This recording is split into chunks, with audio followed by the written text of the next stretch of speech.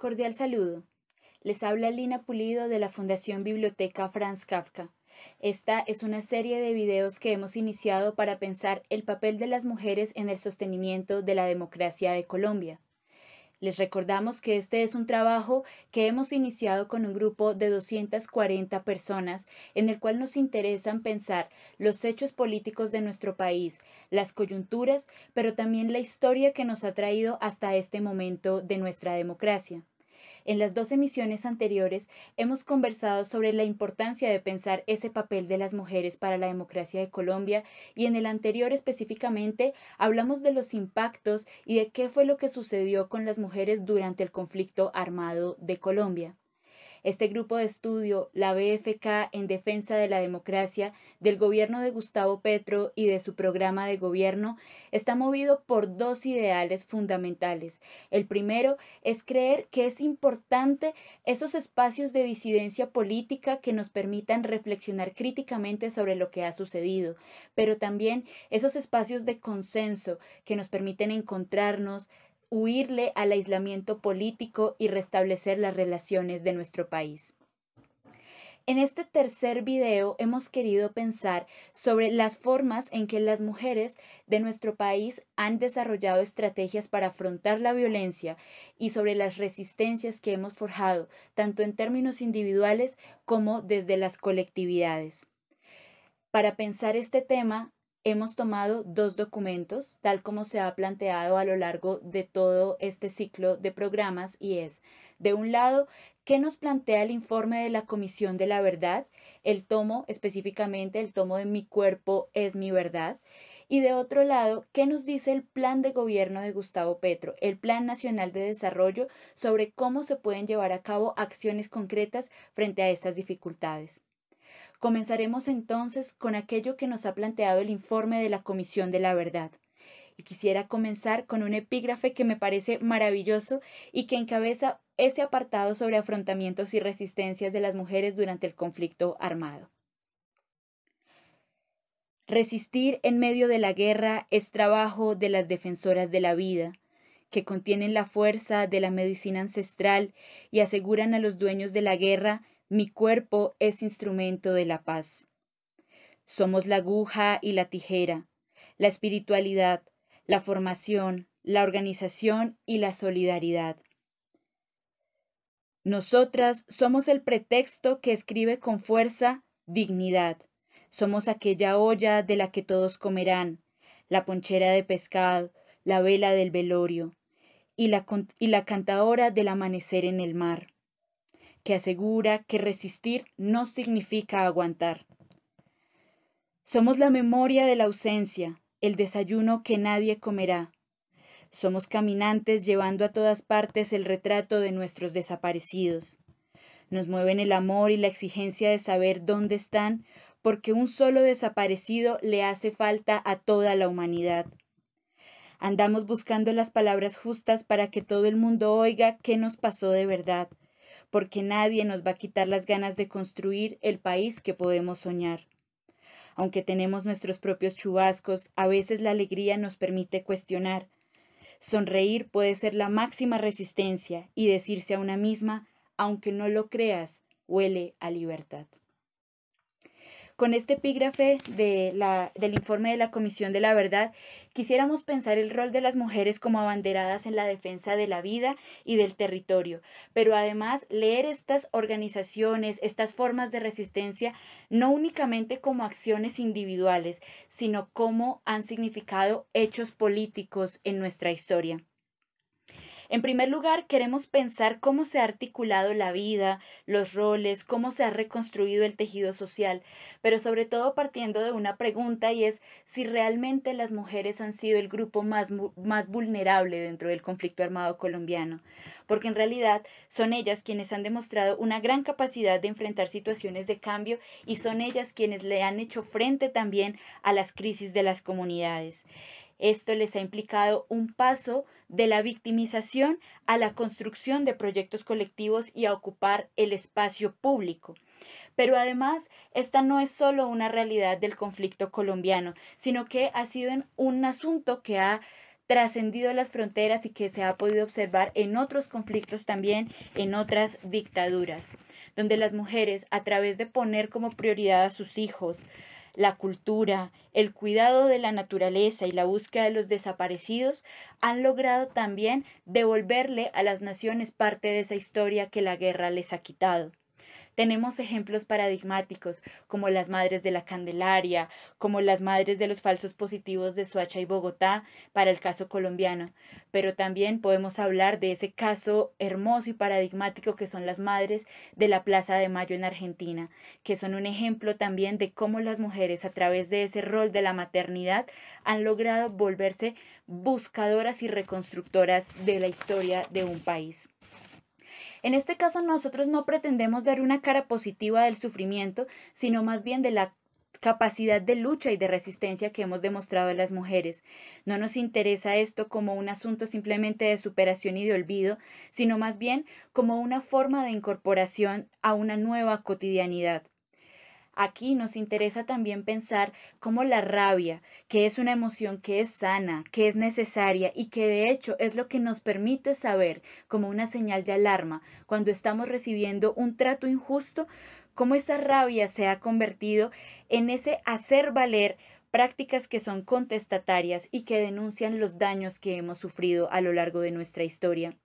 pero además que es una rabia que tiene efectos disruptivos, pero que no tiene que ver con la destrucción de las relaciones, ni que se propone acabar con el otro o establecer al otro como un enemigo, sino más bien que es una rabia que implica la afirmación de cada existencia y de cómo cada existencia es igualmente valiosa. Esa es la rabia que nos interesa reivindicar también en este programa que queremos emitir para ustedes, porque ha sido también la base de muchas de las acciones y muchas de las formas de organización y de resistencia de las mujeres a lo largo y ancho de nuestro país. Pero esta tampoco ha sido la única respuesta. También hemos planteado en otras ocasiones que no nos interesa el esencialismo de las acciones femeninas, no nos interesa pensar que hay un solo deber ser en la forma de afrontar lo que ha sido el conflicto armado, sino que también hablamos de la diversidad de las mujeres y de todas las posibles formas en las que se ha afrontado la guerra. Por ejemplo, también hay mujeres que han decidido afrontarlo a partir de su silencio, de un silencio que puede deberse al miedo, de un silencio también que puede ser para dejar atrás y para olvidar. También de las mujeres que lo han hecho a través de la fe, a través de las prácticas y los rituales religiosos, a través de ese deseo, por ejemplo, de volver a esos sitios sagrados y de enterrar a sus muertos, pero también de ese retorno a los lugares significativos para volver a construir sobre ellos. También hablamos de las formas de resistencia que tienen que ver con el desobedecer y el resistir y el retar a la autoridad de los grupos armados en cada uno de los territorios también para afirmarse, de esas respuestas transgresoras que desafiaron los poderes, de esas mujeres que se negaron a obedecer, por ejemplo, el negarle un plato de comida a otro actor armado, el negarle la entrada a su vivienda para protegerlo, esas mujeres a las que les obligaron a salir de sus territorios y que decidieron aún así quedarse. Esos afrontamientos individuales, que aunque no son la meta política, sí son el comienzo y son el punto de partida para construir de aquí en adelante. Y en este tema de los afrontamientos y de las resistencias es imposible no mencionar la maternidad como un hecho político. En este caso, claro, no podemos hablar de que todas sean maternidades deseadas, ni de que vamos tampoco a ensalzar aquellas maternidades que no han implicado una decisión personal de las mujeres, pero sí nos interesa pensar la maternidad como ese lugar de afirmación personal y de construcción de la identidad, y donde esas formas diferentes de ser madres han permitido también la movilización de las mujeres y ese cuestionamiento de los roles asignados.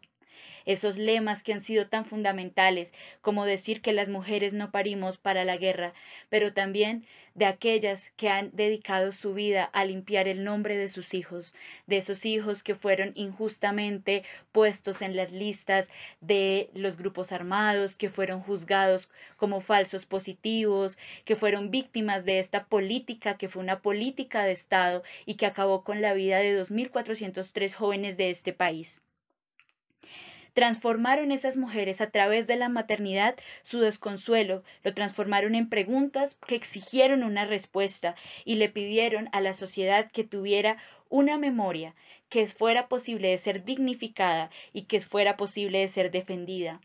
Entonces, aquí hablamos también de las mujeres que fueron buscadoras e investigadoras de los hechos, que fueron incansables para saber la verdad y además que se rehusaron a que sus hijos fueran simplemente cifras y nombres en la larga lista de personas desaparecidas, asesinadas, ejecutadas por el Estado y aquellos que además pagaron prisión injustamente.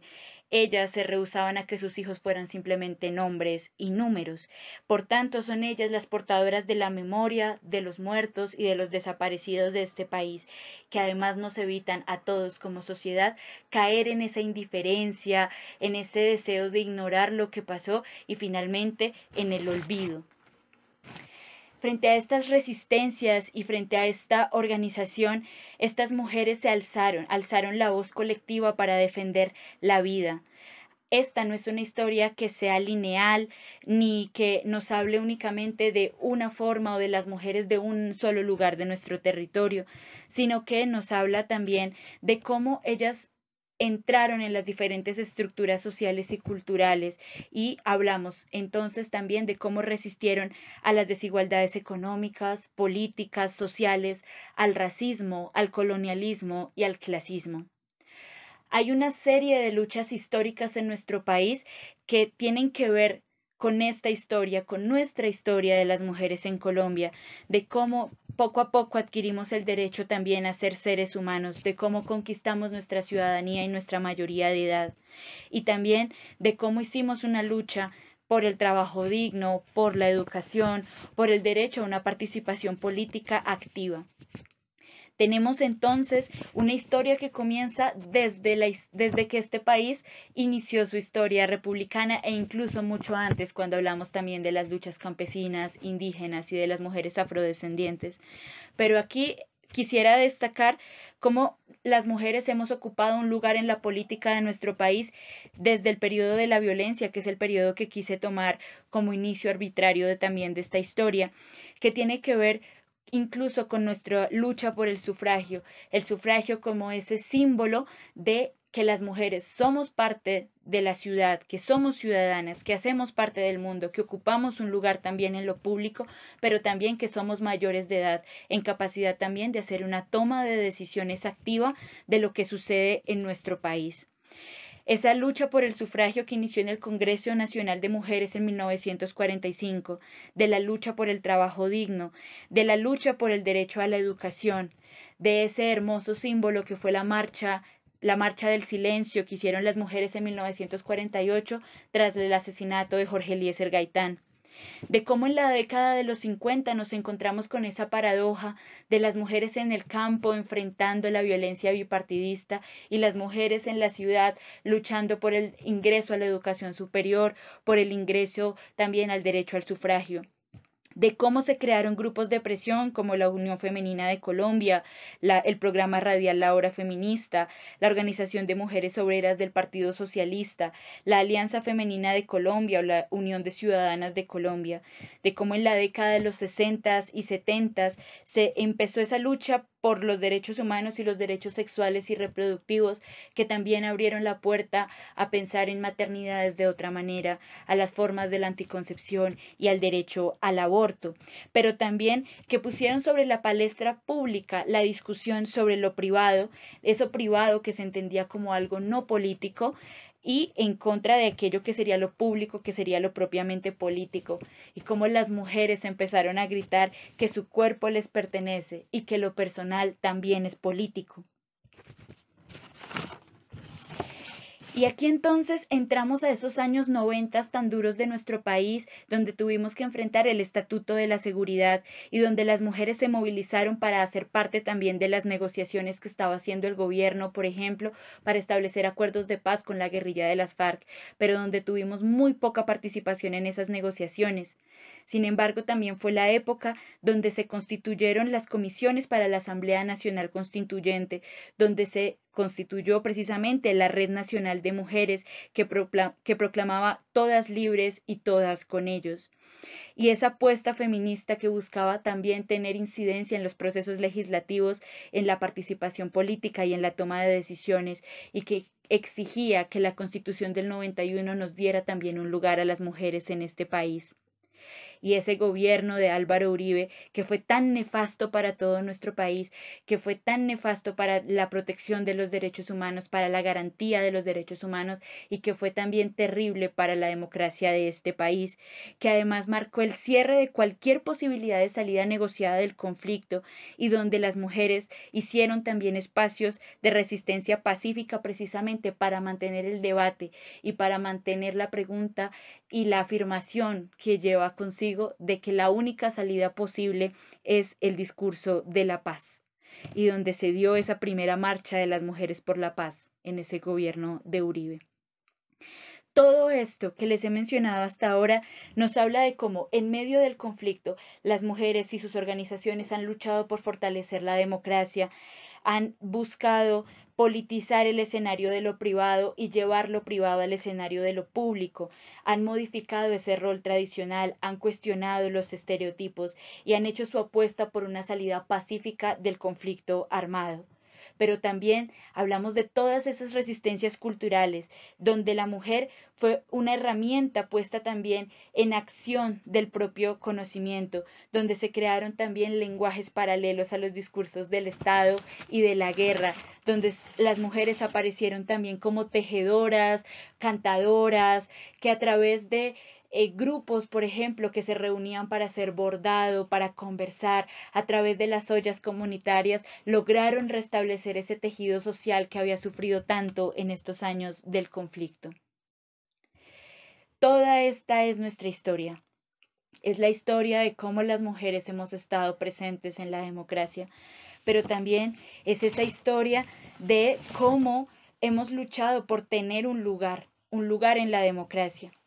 Ahora hablemos entonces del lugar que ocupamos en el Plan Nacional de Desarrollo, y aquí me quiero centrar en un apartado de este plan que se llama Mujeres en el centro de la política de la vida y de la paz, donde nos hablan de la representación política de las mujeres, de cómo esta participación política debe ser diversa y debe ser participativa y debe ser además paritaria, que debe tener un enfoque intersectorial y territorial, de donde la paridad debe ser un piso y no un techo, y que deben existir sistemas de monitoreo para garantizar esa paridad.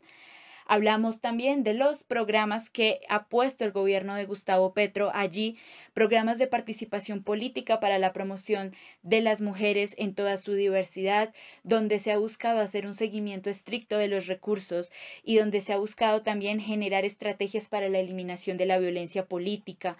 identificar además e impulsar las organizaciones de las mujeres diversas, una participación efectiva de las mujeres en los proyectos de participación comunitaria, es decir, donde esté involucrado temas de infraestructura, de vivienda, de agua, de minas, de energía, etcétera, que podamos estar también en esas instituciones que toman las decisiones sobre cómo estarán nuestros territorios. En el Plan Nacional de Desarrollo también se habla de reconocer el papel fundamental de las mujeres en la cultura, en los artes y en los saberes, y de cómo hay que promover ese rol de ellas también como artistas, como gestoras y como creadoras, porque además son ellas en donde se guarda en mayor medida esos saberes ancestrales, los conocimientos ancestrales, donde se fortalece la paz y el tejido social y comunitario. El Plan Nacional de Desarrollo también habla de la implementación del Programa Integral de Garantías para Mujeres Lideresas y Defensoras de Derechos Humanos, que es un mecanismo que busca promover el autocuidado y el cuidado colectivo. También habla de fortalecer el Comité de Evaluación de Riesgo y Recomendación de Medidas para el caso de las mujeres y de acelerar la implementación de los aspectos de género del Acuerdo de Paz. Es decir, necesitamos atender a todas las recomendaciones que hizo la Comisión de la Verdad en cuanto a los temas de género. Habla también del Sistema Nacional de Convivencia para la Vida, de esas acciones para reconocer el papel de las mujeres en la construcción de paz, de los programas de reincorporación que buscan el acceso efectivo de los derechos de las mujeres y de los sectores LGTBIQ+, firmantes del Acuerdo Final de Paz, con la guerrilla de las FARC y también de sus familias. Se trata también entonces en este Plan Nacional de Desarrollo de incluir a las mujeres que están privadas de la libertad, es decir, de garantizarles un enfoque de género en la investigación, en el juzgamiento, en la reclusión de las mujeres y sobre todo asegurar procesos de resocialización que sean en condiciones dignas. Es fundamental conocer cómo funciona el Plan Nacional de Desarrollo, cuáles son las expectativas, las estrategias, los programas que propone precisamente para que todos, tanto aquellos que queremos apoyar el gobierno de Gustavo Petro como aquellos que se consideran en oposición, puedan hacerle un seguimiento al cumplimiento de lo que allí se propone. Les agradecemos mucho que nos hayan acompañado y esperamos también que nos continúen acompañando en la próxima emisión, que será la última de este ciclo de programas sobre el papel de las mujeres en el sostenimiento de la democracia de Colombia. Muchas gracias.